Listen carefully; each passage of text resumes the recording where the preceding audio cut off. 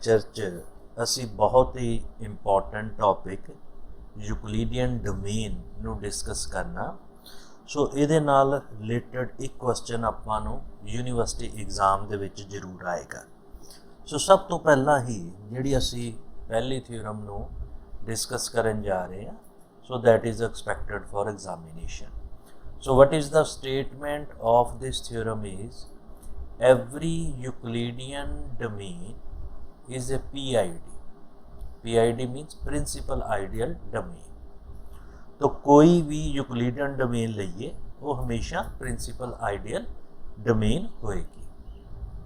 और जिमें कि आपां नूं नज़र आ रहा है ये यूनीवर्सिटी च हर साल या बहुत सालों दे विच पूछा जा रहा है। So this theorem is very important. Now so सब तो पहला असी इस थ्योरम का प्रूफ करन जा रहे हैं। असी प्रूफ की करना कि जिन्नियां भी यूक्लिडियन डोमेन्स है वो सारियां दियां सारियां प्रिंसिपल आइडियल डोमेन होणगियां। So first step, let R, so what is this?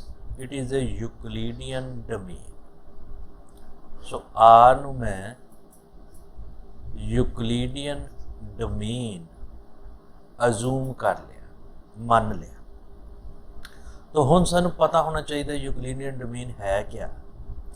Euclidean domain दे विच की हुंदा, एक डेल्टा फंक्शन हुंदा जिहड़ा कि आर माइनस जीरो नूं असीं बाहर कढ दईदा और दूजी साइड ते Z हुंदा सैट ऑफ इंटीजर और ये साडे कोल की हुंदा यूक्लिडियन वेरीएशन। यूक्लिडियन वेरीएशन या वैल्यूएशन। सो ये तीन प्रॉपर्टीज़ नूं सैटिस्फाई करदा जिहड़ियां कि असीं ऑलरेडी पढ़ चुके हैं। असीं प्रूव करना चाहते हैं कि this R is a principal ideal domain. तो प्रिंसिपल आइडियल डोमेन कदों हुंदा? जदों असी इहदे विच कोई नॉन जीरो आइडियल लईए, let A be some non zero ideal of R और असी प्रूव कर दईए कि this ideal is a principal. This ideal is principal मतलब कि मैं प्रूव की करना चाहना, टू प्रूव कि this A is principal ideal.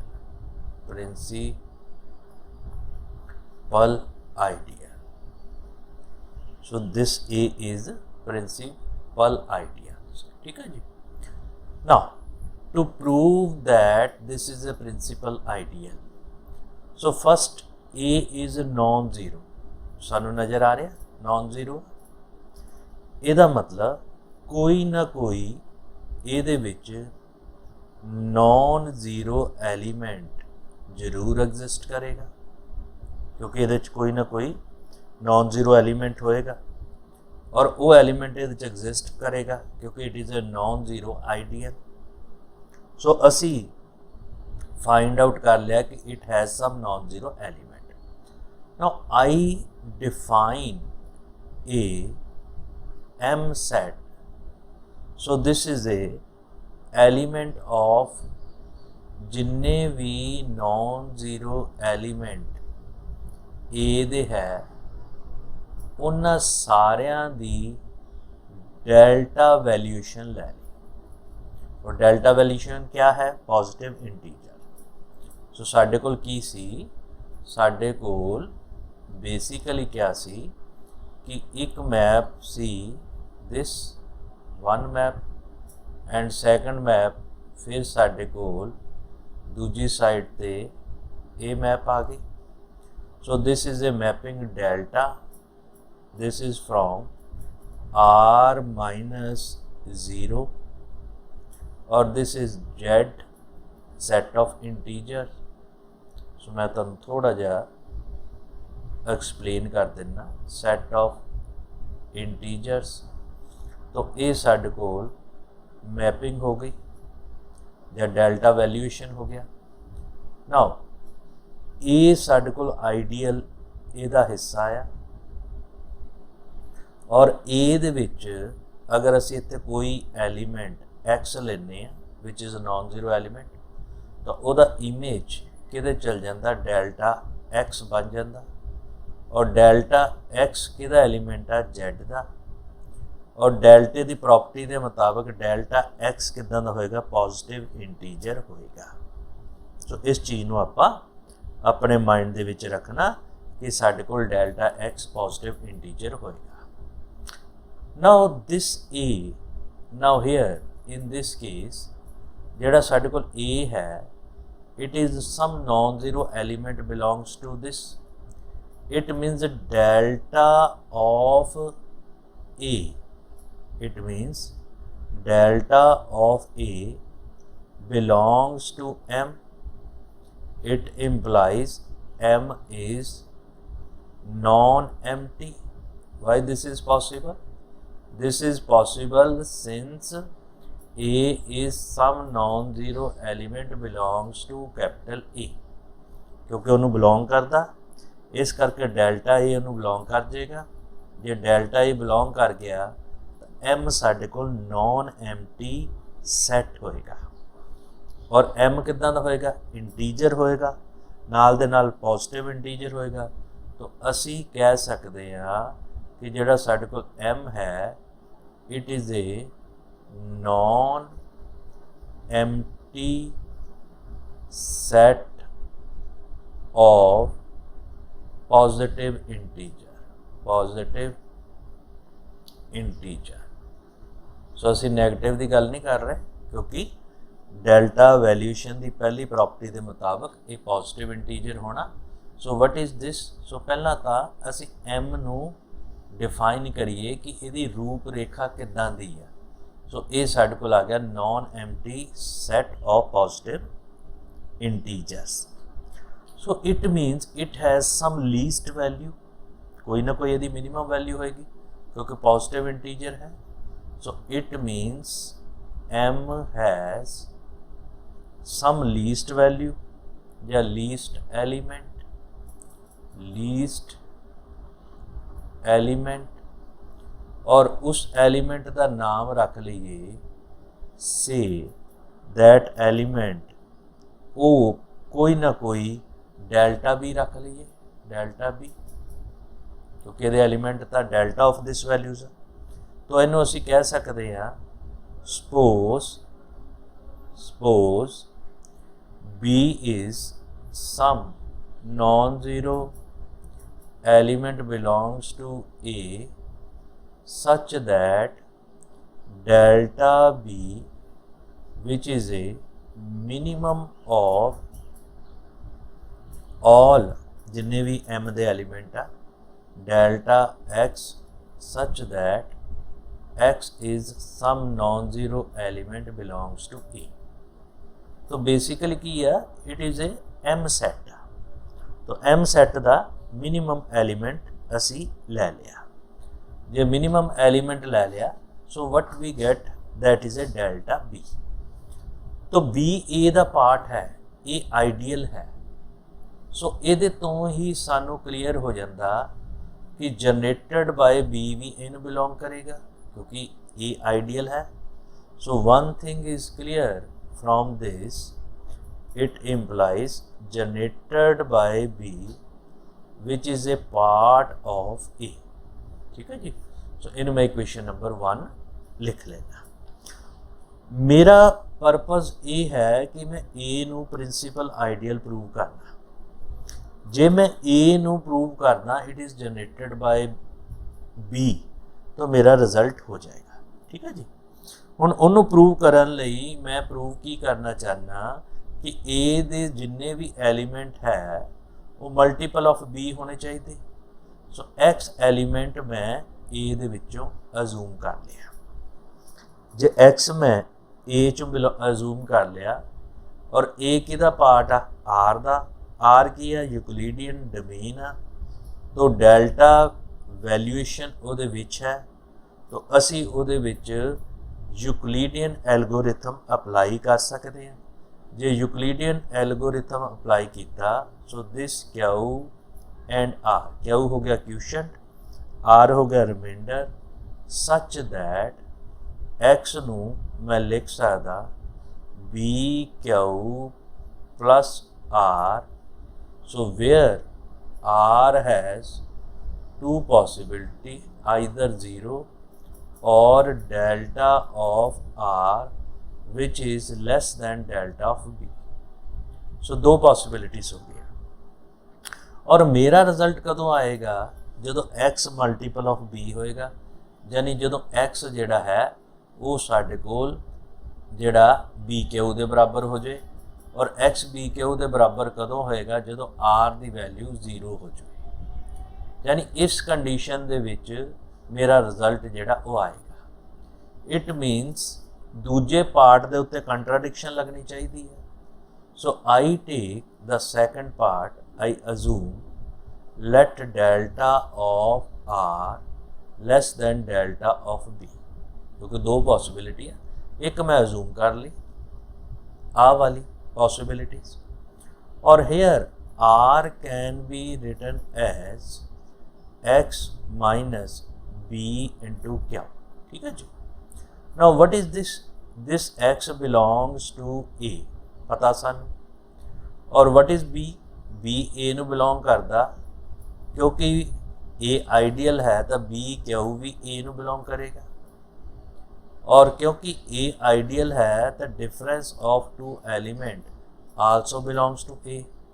So what it means, R belongs to A, but delta R is less than delta B.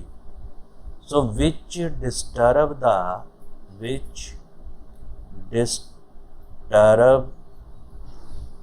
the minimality of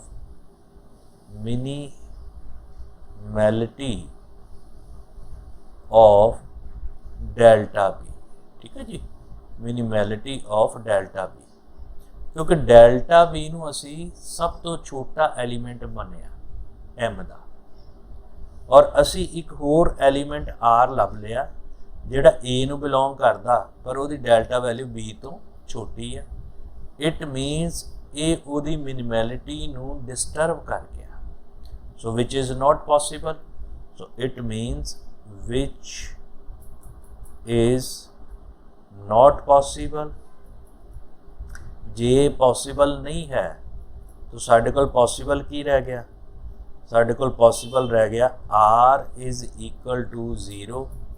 J r equal to 0 तो x किद्दां दा हो गया b into Q वर्गा, ਇਹਦਾ मतलब x किनू belong कर गया, generated of b नू बिलोंग कर गया। जे जनरेटेड ऑफ बी नू बिलोंग कर गया तो ए मेरे कोल सबसैट हो गया generated by B, and it implies A is equal to generated by B, और generated by B means A साढ़े कोल किद्दां दा आइडियल हो गया, प्रिंसीपल आइडियल हो गया। जे ए प्रिंसीपल आइडियल हो गया, it means A is equal to principal ideal. जे ए प्रिंसीपल आइडियल हो गया तो आर साढ़े कोल किद्दां दी हो गई, प्रिंसीपल आइडियल डोमेन हो गई। सो every Euclidean domain is a principal ideal domain. ਇਹਦਾ मतलब साढ़े कोल की होया कि जिन्नियां भी यूक्लिडियन डोमेन्स है वो प्रिंसीपल आइडियल डोमेन जरूर होणगियां, जे नहीं हुंदियां तो ਇਹਦਾ मतलब वो साढ़े कोल यूक्लिडियन डोमेन नहीं है। Now this is my first theorem, so it is very important. Now after that the next result, so इस lecture च असी 8-10 क्वेश्चन या लेक्चर डिस्कस करांगे। उस तो बाद जिहड़ा मेरे को अगला रिजल्ट आ गया वो आ गया, show that this z square root of -5 this is of this kind is not a Euclidean domain, ठीक है जी। सो इस टाइप की कोई भी एग्जाम्पल तुहानूं एग्जाम च पूछी जा सकती है, तो मैं दूजे क्वेश्चन नूं जिहड़ा वो प्रूव करन जा रहा है। और बिल्कुल उस ढंग नाल ही साडे कोल क्वेश्चन नंबर 10 है, जिहड़ा कि क्वेश्चन नंबर 10 है जिहड़ा कि साडे कोल 2012 दे विच ते 13 दे विच पुछया गया। ठीक है जी। सो मैं क्वेश्चन नंबर 2 की गल करन जा रहा। क्वेश्चन नंबर साडे कोल की है जेड स्केयर रूट ऑफ -5। तो आप प्रूव करना कि साडे कोल this Z square root of -5 this is not a Euclidean domain. ठीक है।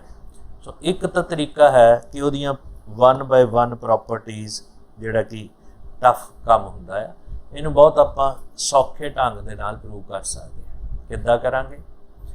This is a plus b square root of -5 और a b belongs to z।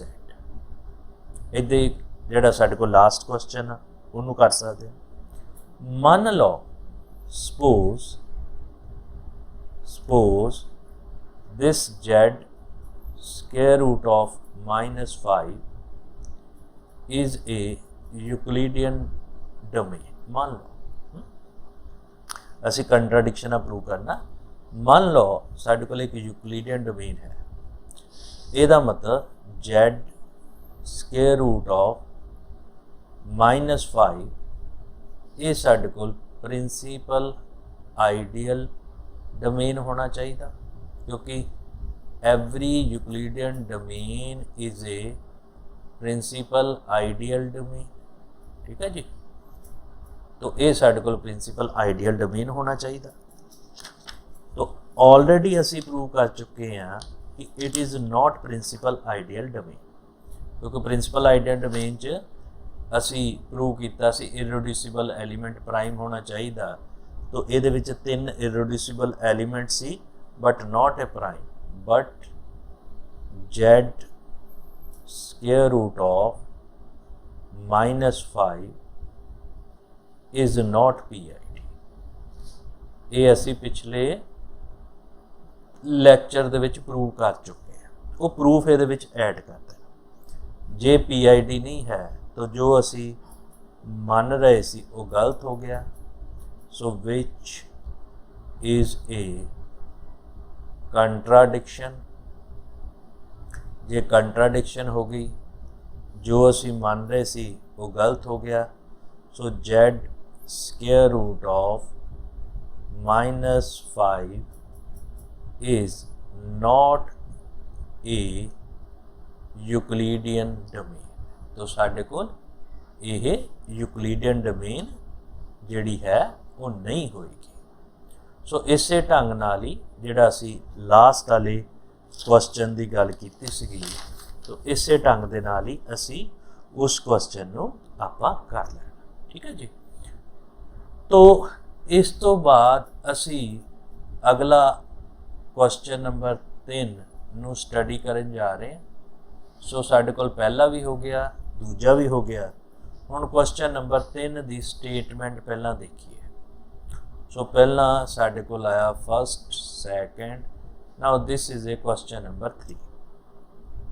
So what is the statement of question number 3? Show that every pair of non-zero elements A and B of Euclidean domain have highest common factor।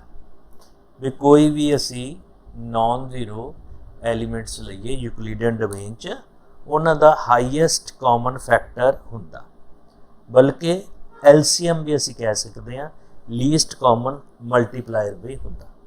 हुण इहदा proof असी किद्दां करना? इहदे विच भी जिहड़ी असी number 1 दी theorem है उहदा benefit लैना। सो साडे कोल question number 3। So what is the statement of question number 3? साडे कोल आ गया this values. Now let R is Euclidean domain number 1। So every Euclidean domain is PID। So R साडे कोल PID हो गया। तो असी ऑलरेडी प्रूव कर चुके हैं कि प्रिंसीपल आइडियल डोमेन च जिहड़ा हाईएस्ट कॉमन फैक्टर भी हुंदा और LCM भी हुंदा। सो एवरी pair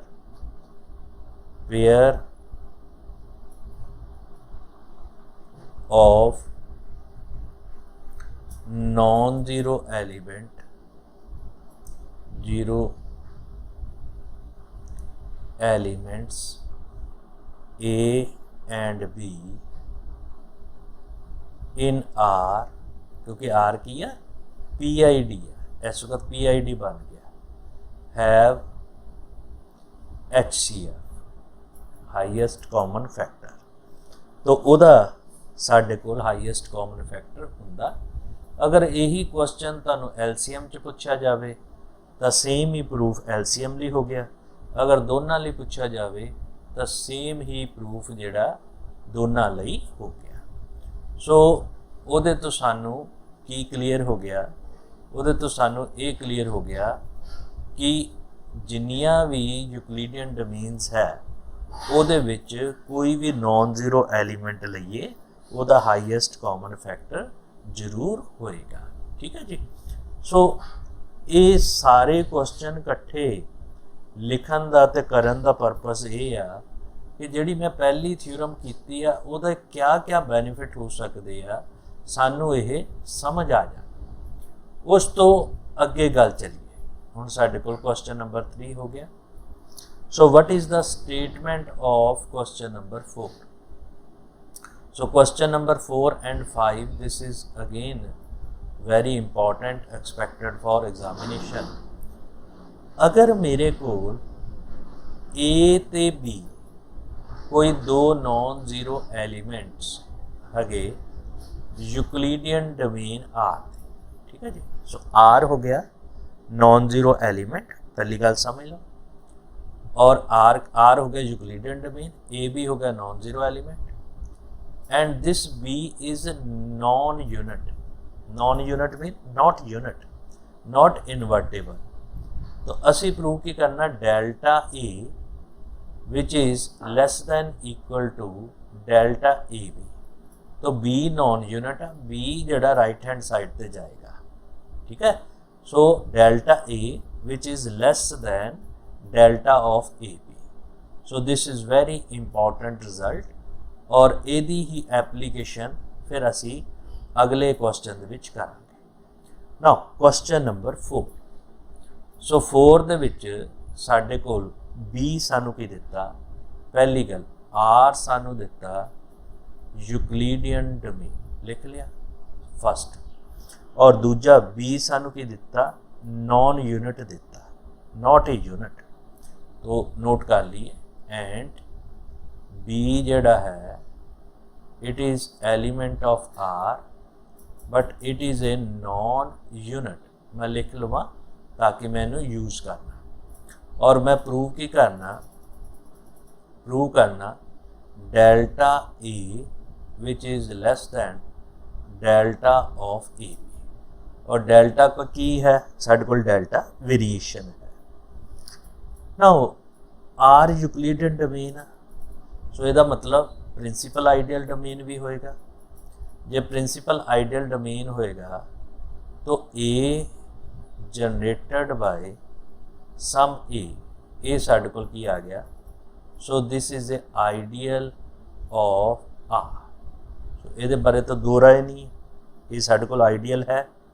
जे आइडियल है तो सानू यूक्लिडियन डोमेन की प्रॉपर्टी के मुताबिक एक उहदा रिजल्ट हुंदा ना delta AB greater than equal to delta A या डेल्टा B।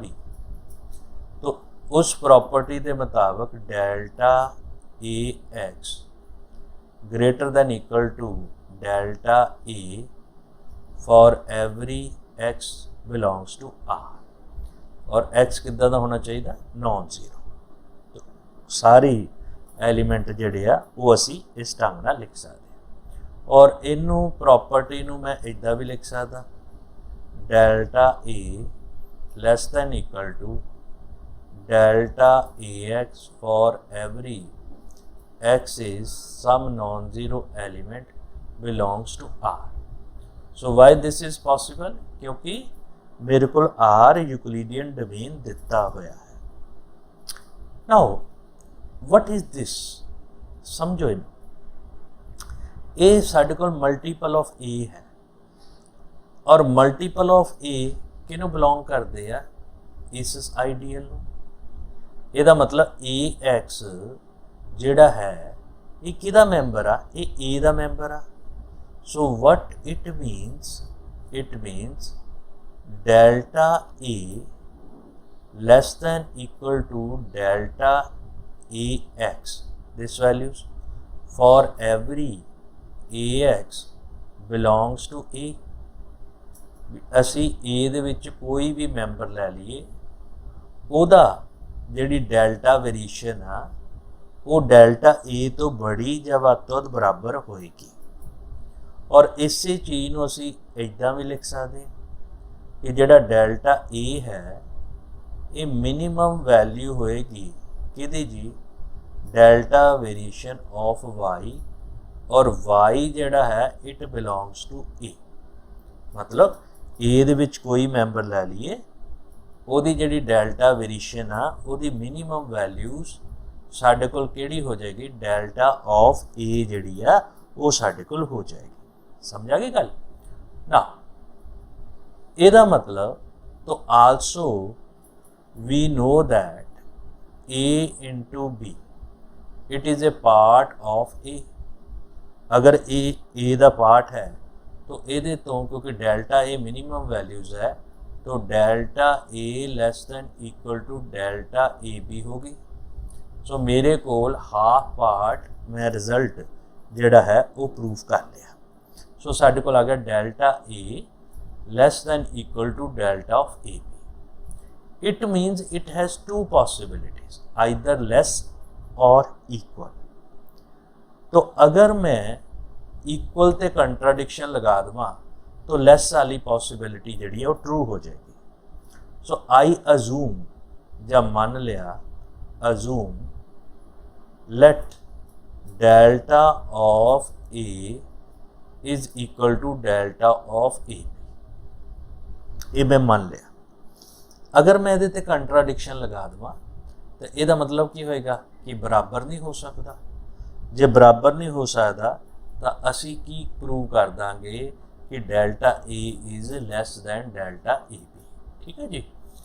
नाउ अगर डेल्टा ए बी में अजूम कर लिया तो सपोज आई टेक, क्योंकि ए बी देखने को जो बड़ा लगता तो ए बी नू मैं ए नॉट लिख लेना, सो कोई प्रॉब्लम नहीं। और ए नाल दे नाल मैं ये प्रूव करन दी कोशिश करदा कि जिहड़ा मेरे कोल ए है it is generated by A not. ठीक है जी, ये मैं प्रूव करन दी कोशिश करता। ए बी नू ए नॉट दे बराबर लै लिया और मेरा परपस ये है कि मैं इस चीज़ नू प्रूव करन दी कोशिश करता। नाउ ए बी और ए नॉट साडे कोल बराबर आ गया। इस कंडीशन दे मुताबक डेल्टा ए बी दे बराबर आ, ए बी दी वैल्यू ए नॉट आ, तो तुसी की लभ लिया, तुसी लभ लिया delta A which is equal to delta A b, ओहदी वैल्यू तुहानू पता है ये किहदे बराबर आ गया, डेल्टा ए नॉट। सो मतलब ये कि साडे कोल जिहड़ा डेल्टा ए है तो डेल्टा ए नॉट ये बेसिकली सेम वैल्यूज़ आ गई। तो यदा मतलब जे सेम वैल्यूज़ आ गई तो डेल्टा ए तुसीं की फाइंड किया सी, मिनिमम वैल्यूज़। तो जे सेम आ गई delta A not is a minimum of delta of y such that y belongs to a। जिन्नियां भी a दे एलिमेंट है वो डेल्टा वेरिएशन का मिनिमम वैल्यूज होएगा। असी प्रूव की करना a is generated bye a not. इस चीज़ को प्रूव करन लई मैं कोई एलीमेंट a दे विचों लवां और उन्होंने ए नॉट का मल्टीपल प्रूव कर दूँगा। अगर ए नॉट का मल्टीपल किद्दां प्रूव करूँगा, तो मैं by definition of Euclidean algorithm, by definition of Euclidean algorithm, तो यूक्लिडियन एल्गोरिथम दी डेफिनेशन के मुताबिक there exist q and r, quotient and r belongs to R such that X is equal to A naught Q plus R, where R is 0 or delta value of R is less than delta value of A naught। ठीक है जी। सो ਜਾਂ ਤਾਂ possible होएगा ਜਾਂ R ਦੀ value 0 होएगी। ਆਪਾਂ ਇਹਨੂੰ ਅਜ਼ੂਮ ਕਰਕੇ ਕੰਟਰਾਡਿਕਸ਼ਨ ਲਗਾਈਏ। ਸੋ light I take delta of R less than delta of A note, ਇਹ ਲੈ ਲਿਆ ਮੈਂ, तो ਇਹਦੇ ਤੇ ਮੈਂ ਕੰਟਰਾਡਿਕਸ਼ਨ ਲਗਾ ਲਾ। ਠੀਕ ਹੈ। ਜਾਂ ਦੂਜੇ ਪਾਸੇ ਅਸੀਂ ਕਹਿ ਸਕਦੇ ਵੀ ਆਰ ਅਗਰ ਨॉन ਜ਼ੀਰੋ ਨਹੀਂ ਹੈ ਤਾਂ ਸਾਡੇ ਕੋਲ ਆ ਵੈਲਿਊਜ਼ ਆ ਗਈ। तो दिस वैल्यूज़ और दूजे पासे आर नू मैं एक्सप्रैस की कर सकता x minus A not into क्या। एक्स तुसी किहदे विचों लिया, एक्स लिया ए दे विचों। ए नॉट किनू बिलोंग करता, ए नॉट मल्टीपल ऑफ ए है। ठीक है जी। तो ए नू बिलोंग करता और ए आइडियल होने करके इहदी मल्टीप्लिकेशन भी ए नू बिलोंग करके, आइडियल होने करके this belongs to A. So again अगर आर जिहड़ा ए नू बिलोंग कर गया, क्योंकि ए आइडियल है तो आइडियल दे नाल इन्हें बिलोंग कर गया, और इहदे नाल ही delta of are less than delta of a not आ गया। So it implies again which disturb the minimality of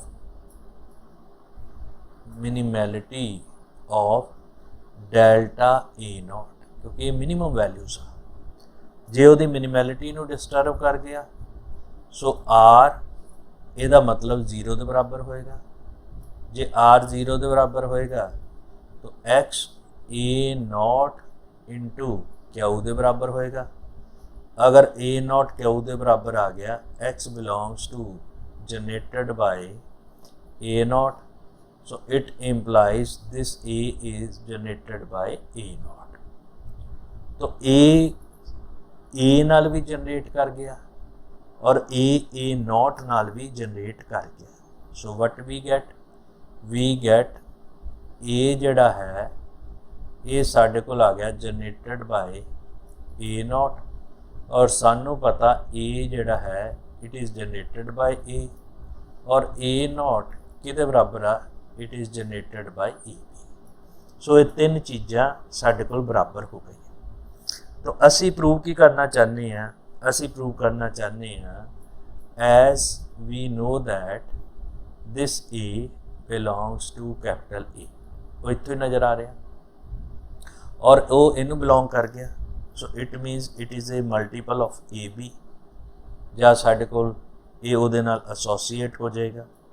A belongs to this values, so it implies A can be written as AB into U for some U belongs to R। ठीक है जी। सो AB का multiple हो जाएगा। जे AB का multiple हो गया तो मैं इन्हू इदा एक्सप्रैस कर सकता। So it implies A into 1 minus BU equal to 0, और साढ़े कोल given is a integral domain. So either A0 और 1 minus BU 0, so it implies 1 minus BU equal to 0 since A is non-zero and R is integral domain. ठीक है जी, दोनों condition हो गया। So what it means? It means BU equal to 1. So what it means? It means B is unit. जद कि सानू given की दिता कि साडे कोल B जिहड़ा वो यूनिट नहीं है. So which is not possible, which is not possible since B is non-unit. B is non-unit. ठीक है जी. जे पॉसिबल नहीं है ਇਹਦਾ ਮਤਲਬ ਲੈਸ ਵਾਲੀ ਜਿਹੜੀ ਸਾਡੇ ਕੋਲ ਇਕੁਏਸ਼ਨ ਹੈ ਉਹ ਪੋਸੀਬਲ ਨਹੀਂ ਹੋਏਗੀ. ਠੀਕ ਹੈ ਨਾ. ਆਪਾਂ ਇੱਥੋਂ ਅਜ਼ੂਮ ਕੀ ਕੀਤਾ ਸੀ? ਅਸੀਂ ਅਜ਼ੂਮ ਕੀਤਾ ਸੀ ਕਿ ਸਾਡੇ ਕੋਲ ਜਿਹੜੀ ਵੈਲਿਊਜ਼ ਹੈ ਡੈਲਟਾ ਏ, ਇਹ ਡੈਲਟਾ ਏ ਬੀ ਦੇ ਬਰਾਬਰ ਆ ਜਾਵੇ. ਠੀਕ ਹੈ. ਪਰ ਇਹਦੇ ਤੇ ਕੰਟਰਾਡਿਕਸ਼ਨ ਲੱਗ ਗਈ. ਜੇ ਕੰਟਰਾਡਿਕਸ਼ਨ ਲੱਗ ਗਈ ਤਾਂ ਇਹਦੇ 'ਚ ਕਿਹੜੀ ਪੋਸੀਬਿਲਿਟੀ ਬਚੀ? ਸੋ ਇਹਦੇ 'ਚ ਸਿਰਫ ਇੱਕੋ ਹੀ ਪੋਸੀਬਿਲਿਟੀ ਬਚੀ, delta A less than delta A B. ये बनी तो साढ़े को कंट्राडिक्शन लग गई. जे कंट्राडिक्शन लग गई so it implies which prove our result, it implies delta of a less than delta of A b. So simple जे याद रखना कि जिहड़ा साढ़े कोल नॉन यूनिट है, नॉन यूनिट है वो सिर्फ राइट हैंड साइड ते आना, और ए जिहड़ा है जिहदे बारे कुछ नहीं गल कही वो साडे कोल दोनों पासे आना. सो जिहदे बारे कुछ भी नहीं कहा गया वो दोनों पासे आएगा, और साडे कोल जिहड़ी दूसरी वैल्यू है वो दूजी साइड ते आ जाएगी. ठीक है जी. सो इस रिजल्ट नूं याद रखना. क्यों याद रखना? क्योंकि इस रिजल्ट का जिहड़ा साडे कोल एप्लीकेशन असी किते ना किते यूज़ जरूर करांगे. ठीक है जी. नाउ आफ्टर दैट रिजल्ट ये आपां क्वेश्चन नंबर जिहड़ा भी कीता 4 या 5, सो उस तो बाद असी अगे चली असी ये कीता क्वेश्चन नंबर 4 कीता. सो हुण आपां क्वेश्चन नंबर 5 दे विच आ जाइए. सो पहला असी स्टेटमेंट देखी, show that in non-zero elements, वो सानू ए दिता, it is a non-zero element of Euclidean domain R is unit if and only if delta A is equal to delta 1. यानी अगर A यूनिट है यूक्लिडियन डोमेन दे विच तां ये condition satisfy होएगी, delta A is equal to delta B. So again this is very important, expected for examination. तो ये पिछले ਜਿਹੜੀਆਂ एग्जाम है ਉਹਨਾਂ ਦੇ ਵਿੱਚ ਇਹ ਪੁੱਛਿਆ ਵੀ ਗਿਆ ਹੈ 1999 ਤੇ 2013 ਦੇ ਵਿੱਚ. ਠੀਕ ਹੈ ਜੀ. ਸੋ ਅਸੀਂ ਇਸ ਕੁਐਸਚਨ ਦੇ ਵਿੱਚ ਇਹਦੀ ਐਪਲੀਕੇਸ਼ਨ ਯੂਜ਼ ਕਰਨੀ. ਜਿਹੜਾ ਕੁਐਸਚਨ ਨੰਬਰ 4 ਹੈ ਇਹਦੀ ਐਪਲੀਕੇਸ਼ਨ ਇਹ ਤੁਹਾਨੂੰ ਪਤਾ ਹੋਣਾ ਚਾਹੀਦਾ, ਇਸ ਕੁਐਸਚਨ ਦੇ ਵਿੱਚ ਅਸੀਂ ਯੂਜ਼ ਕਰਾਂਗੇ. ਠੀਕ ਹੈ ਜੀ. ਲਓ ਹੁਣ ਮੈਂ ਕੁਐਸਚਨ ਨੰਬਰ 5 ਦੇ ਉੱਤੇ ਆ ਗਿਆ. So this is after that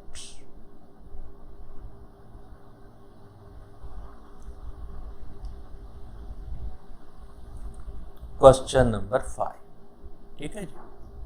so ए सानू यूनिट दिता, ये बारे तो सानू पता ही है. ठीक है. तो if and only if part आ कि जे यूनिट आ तो डेल्टा ए डेल्टा 1 के बराबर आ, तो जे 1 के बराबर आ तो वो यूनिट आ. तो मैं फर्स्ट पार्ट करन जा रहा, क्या करांगा, let delta of a is equal to delta of 1 this value, और मैं इनू जिहड़ा है वो प्रूव की करना कि it is a unit. Suppose again with the help of contradiction, suppose A is non unit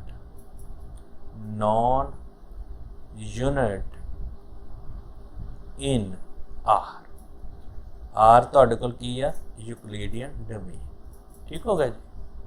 non unit तो ਜਿਹੜੀ एग्जाम्पल ਅਸੀਂ ਹੁਣ ਕੀਤੀ ਸੀ ਉਹਦੇ ਮੁਤਾਬਕ ਕੀ ਹੁੰਦਾ, ਉਹਦੇ ਮੁਤਾਬਕ ਹੁੰਦਾ delta A less than delta AB,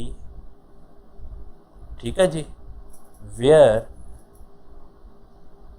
B is non unit. आही कीता सी पिछले रिजल्ट के मुताबिक असी आ रिजल्ट कीता सी। हुण इत्थे A नॉन यूनिट है, यानी B की जगह ते A आएगा, तो A की जगह ते असी 1 लै लीए। जे 1 लै लिया सो इट इंप्लाइज A नूं 1 लै लिया, आपां की कीता A नूं 1 B की जगह ते, सो इत्थे B की जगह ते आपां A लै लिया। So this value is equal to delta 1 less than delta 1 into A. I write this way. So what it means? It means delta of A greater than delta of 1. So which is contradiction? Which is contradiction? So contradiction क्यों लगी जी? क्योंकि तुहानू given दिता है delta A ते delta 1 बराबर आ, तो contradiction लगी। तो जो तुसी मन्निया सी वो गलत हो गया। तो की मन्निया सी तुसी मन्निया सी A नॉन यूनिट आ, तो तुहाडे कोल A जिहड़ा है वो किद्दां दा हो गया, वो यूनिट बन गया। ठीक है जी। सो ये साडा फस्ट पार्ट प्रूव हो गया। So this is my first part. हुण आपां कन्वर्स ते चल जाइए। सो कन्वर्स दे विच आपां A नूं यूनिट मन्नांगे। प्रूव की करना, let A belongs to R be a unit. ठीक, तो मैं प्रूफ लिख लेना, करना की चाहना, to prove delta A is equal to delta 1। ठीक है जी, ये मैं प्रूव करना चाहता।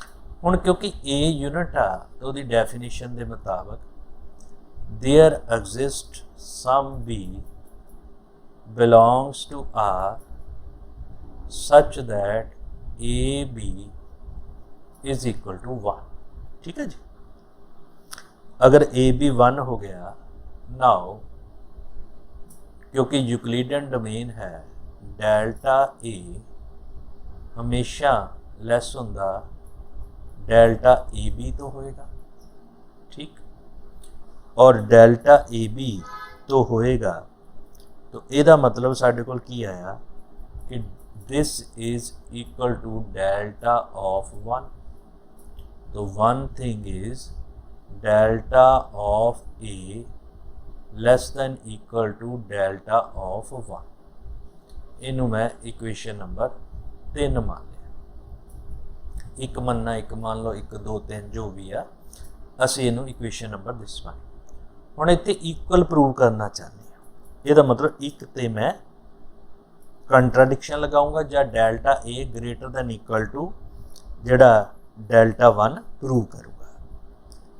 Also I write it as delta of 1 can be written as delta of 1 into A।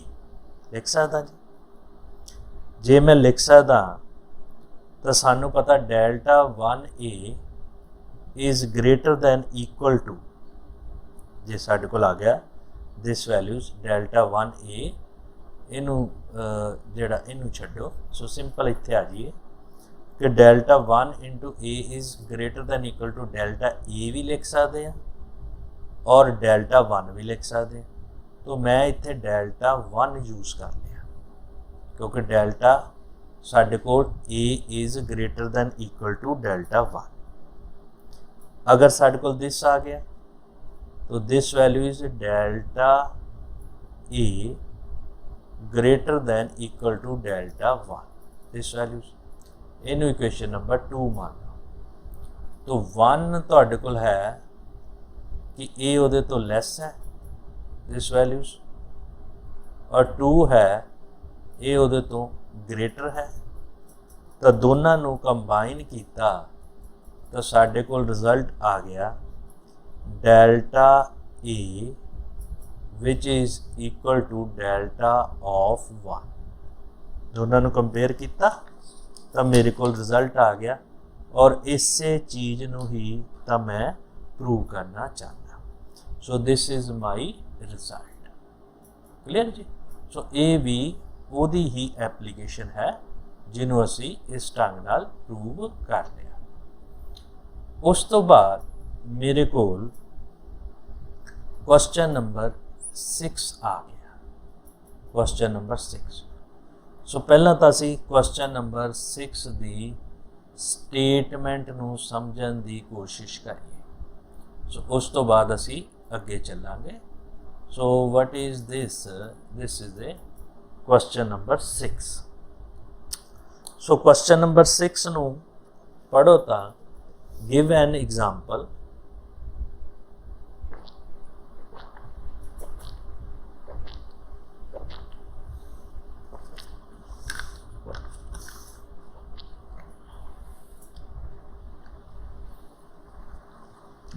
give an example of two elements A and B। ठीक है जी।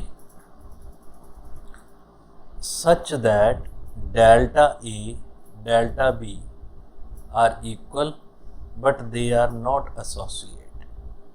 सो इदां दे क्वेश्चन 2 नंबर 3 नंबर पूछे जाते कई बारी भी दोनों की डेल्टा वेरिएशन तो सेम है पर ਉਹਦੇ बावजूद भी वो एसोसीएट नहीं होंगे। ठीक है जी। सो ये क्वेश्चन ਤਾਂ ही पॉसीबल ਹੁੰਦੇ ਆ ਆਪਾਂ ਅਟੈਂਪਟ कर पाने ਆ ਜੇ ਸਾਨੂੰ ਇਹਨਾਂ ਕੁਐਸਚਨਾਂ ਦੇ ਜਾਂ ਬਾਕੀ ਕੁਐਸਚਨਾਂ ਦੇ ਕਨਸੈਪਟ ਕਲੀਅਰ ਹੋਣ। ਸੋ ਅਦਰਵਾਈਜ਼ ਇਹ ਕੁਐਸਚਨ ਜਿਹੜੇ ਆ ਅਟੈਂਪਟ ਕਰਨੇ ਬਹੁਤ ਔਖੇ ਹੋ ਜਾਂਦੇ। ਸੋ ਸਟੇਟਮੈਂਟ ਸਾਨੂੰ ਕੀ ਦਿੱਤੀ ਆ कि मेरे कोल 2 एलीमेंट है जिन्हां दी डेल्टा वेरिएशन सेम आ पर वो एसोसीएट नहीं है। तो तुसी एग्जाम्पल याद रखनी, याद रख लो। Consider Gaussian integer ZI। ठीक है जी। ए हो गया A plus iota B a b belongs to Z। तो याद रखियो ये इंटीजर किहड़े किहड़े हुंदे आ, ये यूनिट कौन कौन होंगे plus minus 1 plus minus iota ये सानू पता। और जिहड़ी इहदे ते डेल्टा एवैल्यूशन जां असीं मैपिंग लै ली delta which is ZI minus 0 तो सैट ऑफ इंटीजर च और उदा फार्मूला हुंदा delta A plus iota B which is equal to A square plus B square. याद रखियो। ठीक। सो साडे कोल ये डेल्टा वैल्यूशन आ गई। इस डेल्टा वैल्यूशन दे नाल we can easily prove that जोड़ा कि असी ऑलरेडी कर चुके हैं कि this is a Euclidean domain. ठीक है जी। हुण आपां इहदे 2 एलीमेंट लैने। मैं एक लै लिया एलीमेंट 2 प्लस 3 आयोटा, दूजा लै लिया 3 प्लस 2 आयोटा। क्यों? क्योंकि आ वैल्यू सेम आएगी। तो डेल्टा ऑफ 2 प्लस 3 आयोटा 4 जमा 9 2 का square plus so this is 13। Similarly delta of 3 plus 2 iota ये भी 13 होएगा। तो डेल्टा वेरिएशन इन्हां दोनों की सेम आ गई। ठीक है जी। हुण देखिए कि क्या ये एसोसीएट है। एसोसीएट कदों होंदे आ जदों यूनिट नाल मल्टीप्लाई करके वो वैल्यूज़ आ जाए। वो मैं अगर इत्थे देखा सब तो पहले दे यूनिट किहड़े किहड़े 1 -1 आयोटा माइनस आयोटा। तो इस नंबर के एसोसीएट कौन कौन होंगे? पहला 1 नाल गुणा करो, ठीक, फिर -1 नाल करो, फिर आयोटे नाल करो, फिर माइनस आयोटे नाल करो। सो यदि वैल्यूज देख लो, ये आ गया 2 + 3 आयोटा, ये आ गया -2 - 3 आयोटा, ये आया -3 + 2 आयोटा, और ये आया माइनस आयोटा स्केयर यानी +3 - 2 आयोटा। ठीक है जी, आ 4 एलीमेंट पॉसीबल ये एसोसीएट है, बट इन्हां चारां विचों ये एलीमेंट नहीं है। ठीक है जी, so it means this element is not associate to this element, so which prove our result. So असी ये एग्जाम्पल लभ सकते हैं। सो इस तो इलावा भी होर एग्जाम्पल होणगियां, सो तुसी उन्होंने ट्राई करके अपनी अंडरस्टैंडिंग या अपने जिहड़े कंसैप्ट आ उन्होंने वैरीफाई या चैक कर सकते हैं। उस तो बाद आपां अगली प्रॉब्लम, अगली जिहड़ी साडे कोल प्रॉब्लम है उन्होंने डिस्कस करते हैं। सो प्रॉब्लम नंबर 6 नूं असीं रिजॉल्व कर लिया। उस तो बाद साडे कोल आ गई प्रॉब्लम नंबर 7। ठीक है जी, प्रॉब्लम नंबर 7 क्या कह रही है, ये भी देखो 2000 क्वेश्चन पूछा गया। सो कई बारी तुहाडे कंसैप्ट चैक करने लई इदां दे छोटे छोटे क्वेश्चन पूछे जाते हैं। तो वट इज़ द ए सानू दिता 3 + 2 आयोटा, बी दिता 2 - 3 आयोटा, और किहदे च गॉसियन इंटीजर च। तो सेम ही आ उहदे नाल रिलेटेड जिहड़ा आपां क्वेश्चन ऑलरेडी कर रहे हैं। तो असी A B Q + R and Q R is less than Q B where Q of x + iota y = x² + y²। मतलब असी क्यूशेंट ते रिमाइंडर फाइंड करना जिहड़ी इस कंडीशन को सैटिस्फाई कर। तुहाडे कोल कौन ए है 3 + 2 आयोटा, बी है 2 - 3 आयोटा। सो असी ए दिता सानू 3 + 2 आयोटा एंड 2 - 3 आयोटा। सो ए पिछले क्वेश्चन के मुताबिक ही कंटिन्यू कर जो। ए आ गया 3 + 2 आयोटा, बी है 2 - 3 आयोटा। ठीक है जी, तो असी क्यूशेंट लभना। तो क्यूशेंट लई 3 + 2 आयोटे नूं डिवाइड कर दिए 2 - 3 iota. So this can be written as 3 + 2 iota into 2 + 3 iota, और नीचे वैल्यूज़ आ गई 4 + 9 30 विच इज़ इक्वल टू, देखिए की बन रहा, साढ़े कोल टर्म आ गई 3 + 2 iota. So this value is 3 दूनी 6, दिस वैल्यू 3 × 2 6 प्लस साढ़े कोल 9 iota, and this values 2 × 2 4 iota, and this value is -6. So this is -6. So 6 and 6 0. So this is 13 iota by 30. So which is a iota, 0 plus iota. So what it means? It means 3 plus 2 iota. This can be written as, which is equal to 2 minus 3 iota into iota या 0 plus iota plus साढ़े कोल reminder which is 0. सो असी इनू इस ढंग दे नाल express कर सकते हैं दिस वैल्यूज़। और इस तो इलावा भी असी क्यूशंट जिहड़ा इहदी वैल्यू यूज़ कर सकते हैं। सो ये आ गया मेरे को ए, ये आ गया बी, ये आ गया क्यू, ये आया रिमाइंडर। सो क्यूशंट तुहाडे कोल आया 0 प्लस आयोटा, रिमाइंडर आया 0 प्लस 0 आयोटा। हुण वैरीफाई करिए कि डेल्टा आर उहदे तो लैस है।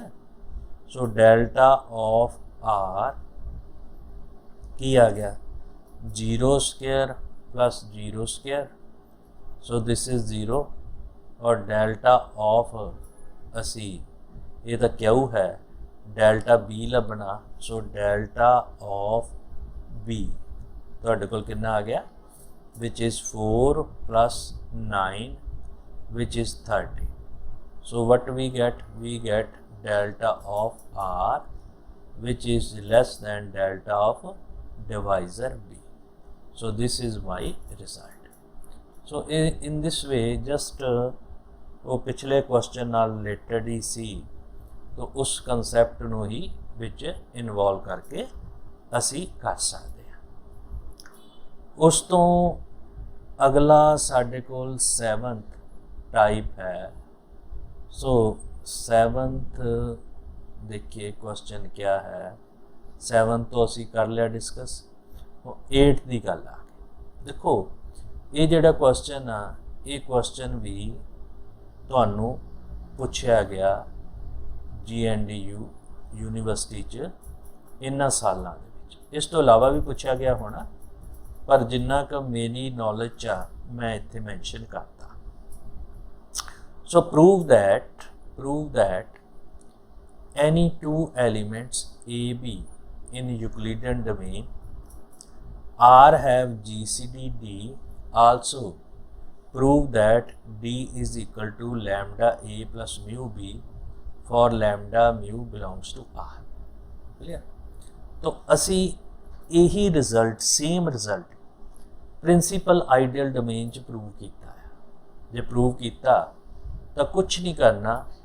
So this R is Euclidean domain and every Euclidean domain is principal ideal domain।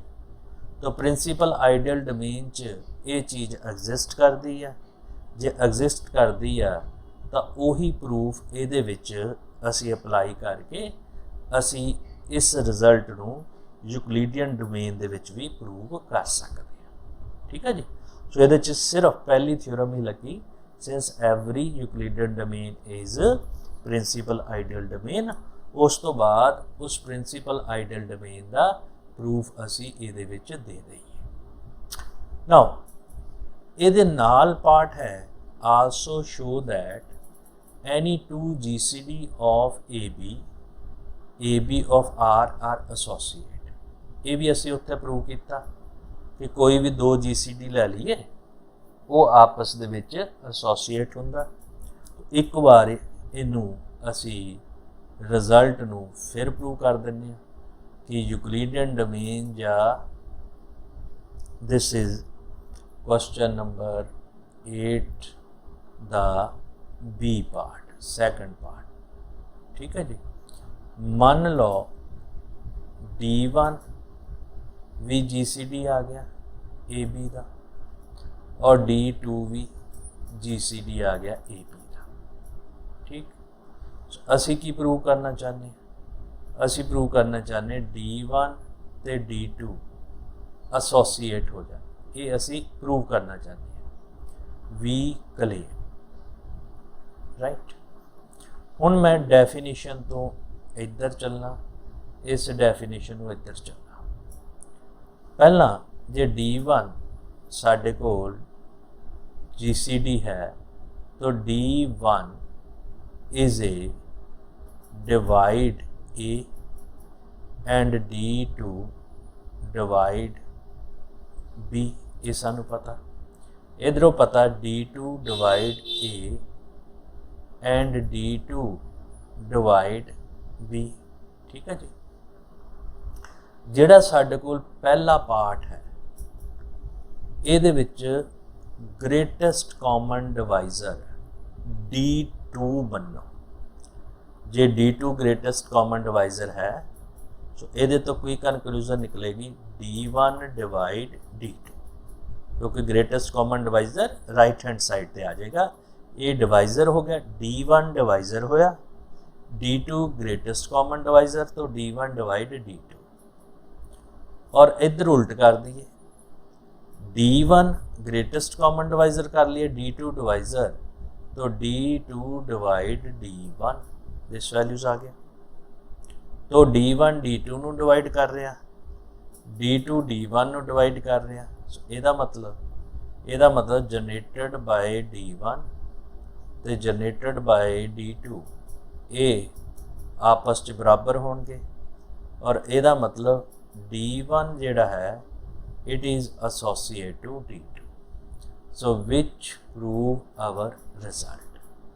तो असी अज यूक्लिडियन डोमेन और ਉਹਦੇ ਨਾਲ रिलेटेड सारे क्वेश्चन एक ही लैक्चर च डिस्कस किए आ, और ਇਹਦੇ ਵਿੱਚੋਂ ਇਹ यूक्लिडियन डोमेन वाला ਜਿਹੜਾ कंसैप्ट है ये वैसे भी एग्जाम ਲਈ बहुत इंपॉर्टेंट है, वैसे भी इंपॉर्टेंट है ਇਹਦੀ एप्लीकेशनस, और एग्जामिनेशन पॉइंट ऑफ व्यू नाल भी ਇਹਦੇ ਵਿੱਚੋਂ ਤੁਹਾਨੂੰ 2 क्वेश्चन मिनिमम जरूर पूछे जाएंगे। सो इन्हूं बहुत ही वधिया ढंग दे नाल असी कर लईए।